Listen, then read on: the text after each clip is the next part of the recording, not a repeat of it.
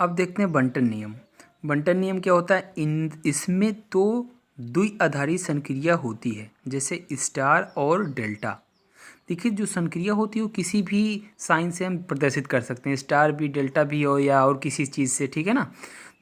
तो यहाँ पे देखिए क्या था, इसमें दो द्विआधारी संक्रिया होती है जैसे स्टार और डेल्टा। बंटन नियम जब भी आएगा उसमें एक नहीं दो दो क्या होते हैं, दो दो संक्रियाएं होती हैं। तो यहाँ पे स्टार और डेल्टा है, समुच्चय ए में दो द्विआधारी संक्रियाएं हैं। तो A star B delta C is equal to A star B delta A star C, ये फॉलो करना चाहिए। ये हो क्या होना चाहिए, अगर इस पे लगाएं और इस पे लगाएं तो ये दोनों क्या होने चाहिए, इक्वल होने चाहिए। और भी क्या होनी चाहिए, और ऐसा भी हो कि A delta B star C is equal to A delta B star A delta C भी, ये भी क्या होनी चाहिए, ये भी लागू होना चाहिए। ये सभी क्या होनी चाहिए, इक्वल होनी चाहिए, ठीक है ना। तो इसे, और अगर इक्वल हो गए तो क्या हो गया, बंटन नियम। अच्छा, इस बंटन नियम को हम क्या बोलते हैं, वितरण नियम भी बोलते हैं। अब देखते हैं द्विआधारी संक्रिया का तत्समक अवयव क्या होता है। द्विआधारी संक्रिया का तत्समक अवयव, जब कभी कभी ऐसा भी होता है कि द्विआधारी जो संक्रियाएं होती हैं उसमें एक तत्समक अवयव होता है, हम कैसे निकालते हैं वो भी देखिए। यदि संक्रिया स्टार ए पर एक द्विआधारी संक्रिया है तो अवयव ई बिलोंग्स टू ए एक तत्समक अवयव कहलाता है यदि A star is equal to A is equal to E star A for all A belongs to ए।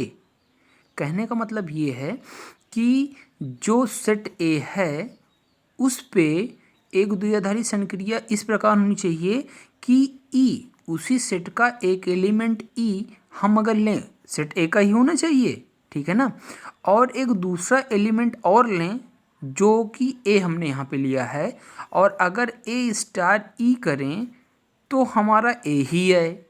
जैसे मान लीजिए ए हमारा क्या है, नेचुरल नंबर का सेट है, तो नेचुरल नंबर के सेट में अगर एक ले लें और जो हमारा ये संक्रिया है स्टार, इसका मतलब क्या है, इसका मतलब है कि प्लस योग है। तो एक और जो ई है अगर हम उसको ले लें क्या, दो ले लें या तीन ले लें तो क्या हो जाएगा, मतलब ऐसा करने कि जो ना जो है A star E is equal to A हो जाए और ई स्टार ए करें फिर भी ए हो जाए, ठीक है ना। देखिए जैसे एक एग्जांपल है, समुच्चय आर पर A star B is equal to 3ab/7 द्वारा परिभाषित है तो आर में स्टार संक्रिया के लिए तत्समक अवयव होगा। देखिए क्या है, A star B is equal to 3ab/7 for all A comma B belongs to R, ठीक है ना। अब हमने मान लिया कि ई एक तत्समक अवयव है और ई कहाँ से बिलोंग कर रहा है, वो रियल नंबर से ही बिलोंग कर रहा है, ठीक है ना।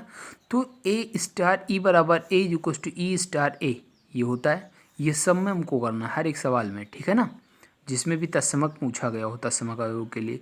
तो देखिए अब यहाँ पे अगर केवल इतने को पकड़ा जाए तो यहाँ पे ये जो ए बी लिखा था तो ए के स्थान पे तो ए होगा ही और बी के स्थान पे ई हो जाएगा, ठीक है ना।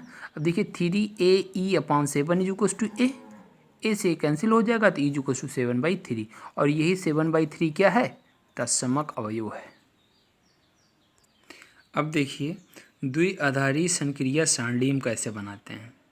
देखिए किसी परिमित समुच्चय में परिभाषित किसी संक्रिया को द्विआधारी दिखाने के लिए एक सारणी बनाते हैं जिसे संक्रिया सारणी कहते हैं। याद रखिएगा कि वो जो क्या कहते हैं समुच्चय हो, जो दिया गया समुच्चय हो परिमित ही होना चाहिए, उसके अवयवों की गिनती हो सके, ठीक है ना। जैसे यहाँ पे एक सवाल है, क्या है, कह रहा है कि दिखाइए कि समुच्चय ए, मान लीजिए कि कोई एक समुच्चय है जिसमें अवयव क्या है 1 2 3 है, में ए यहाँ पे एक कैप दिया गया है बी इज इक्वल टू, इसका ये भी क्या है संक्रिया ही है, बराबर न्यूनतम ए बी, मतलब ए बी में जो न्यूनतम हो वो वैल्यू आएगी और वही आपका क्या होगा, आउटपुट होगा, ठीक है ना। द्वारा परिभाषित संक्रिया एक द्विआधारी संक्रिया है, ठीक है। तो इसका सोल्यूशन देखिए, यहाँ पे ये जो सेट था हमने मान लिया कि सेट ए है। अब हम क्या करते हैं, इसकी सारणी बनाने के लिए जो सेट दिया गया हो उसके लिए क्या बनाते हैं, ब्रैकेट कोस्ट क्या कहते हैं सारणी बनाते हैं। उसमें ये सारे एलिमेंट एक बार 1 2 3 ऐसे सीधी लाइन में लिखते हैं और उसके बाद एक नीचे वाली लाइन में इस लाइन को छोड़ने के बाद एक नीचे लाइन में 1 2 3 और यहाँ पे एक स्टार बना देते हैं। और स्टार ये क्या है, यही न्यूनतम। यहाँ पे ये जो स्टार था आप इसको ऐसे भी कर सकते हैं, ऐसे जो यहाँ पे दिया गया है, ठीक है ना। अब देखिए इसका मतलब ही यही था कि इन दोनों में जो जो छोटी संख्या हो।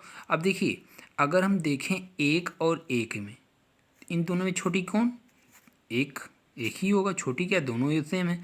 अब 1 और 2 में छोटा कौन, 1, इसलिए यहाँ पे 1 और 3 में छोटा कौन, 1। 2 और 1 में छोटा कौन, 1।